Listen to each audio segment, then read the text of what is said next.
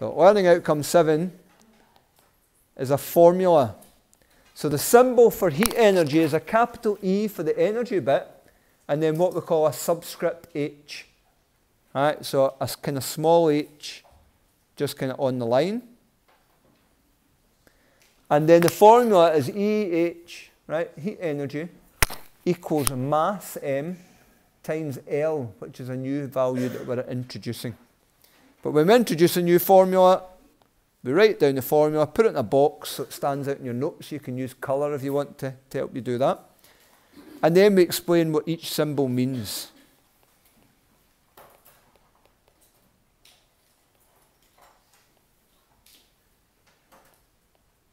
So EH stands for heat energy, and as we said yesterday, energy is measured in joules, heat energy is measured in joules. M stands for mass. Now for this unit we're going to use grams rather than kilograms, so for the weight unit we need kilograms, but for this chapter we're going to use grams. And then L is this new value. Right, I'm trying to make it clear that that's an L. If I do it as a straight line like I normally do my L's, it just kind of looks like a 1. But however you normally do your L's, can you do it that way? Right? And it's called the change of state constant.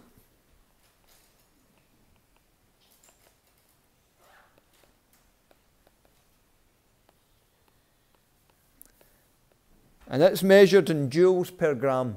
Basically, it tells you how much energy you need to melt or evaporate 1 gram of that material.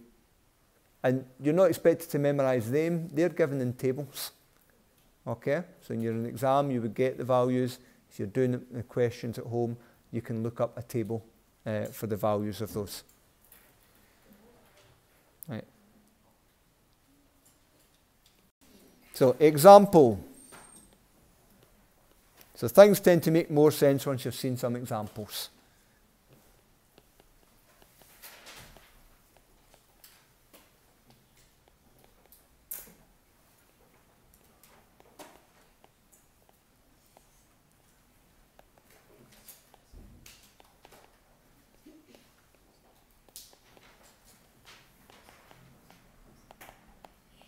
So the question is, calculate how much energy is needed to melt 5 grams of aluminium. So what I'm told in that question is that M is 5 grams. So remember our methodical working from the first unit? Yeah. So we'll list what was told in the question, and we'll list what we're being asked. So we're being asked how much energy, so it's heat energy in this case.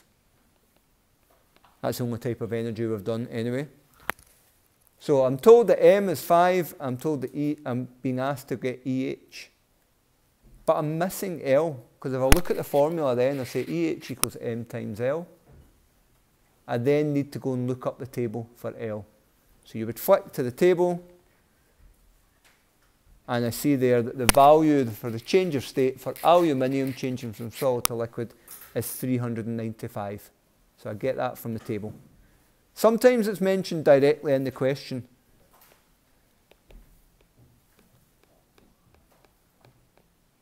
Okay, but from that table I can get the L is 395 joules per gram.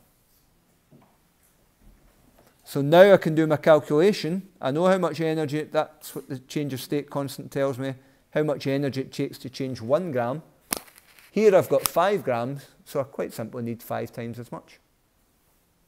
Right, I would need that same energy for each gram. So I do 5, that's my value of M. EH is what I'm working out, so I'll leave that as EH. And that's 5 times the value of L, which we looked up, which was 395. And then remember, you're always allowed to use a calculator in physics, so you can get your calculator out. And the answer is, so it's 1,975 joules.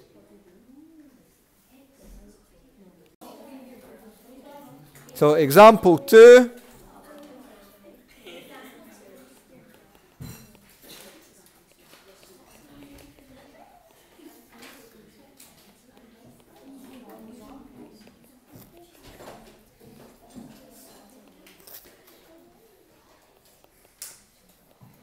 So calculate the mass of aluminium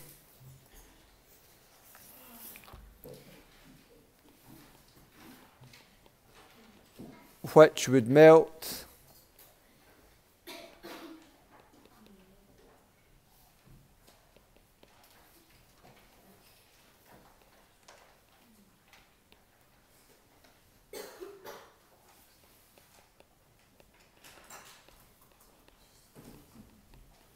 if 2000 joules of heat were applied. Just start the exact same way. What do I know? EH, I'm given is 2000. I'm deliberately using the same example here for L, but it could be different examples when you do the questions. And I'm being asked the mass. Right, calculate the mass of aluminium.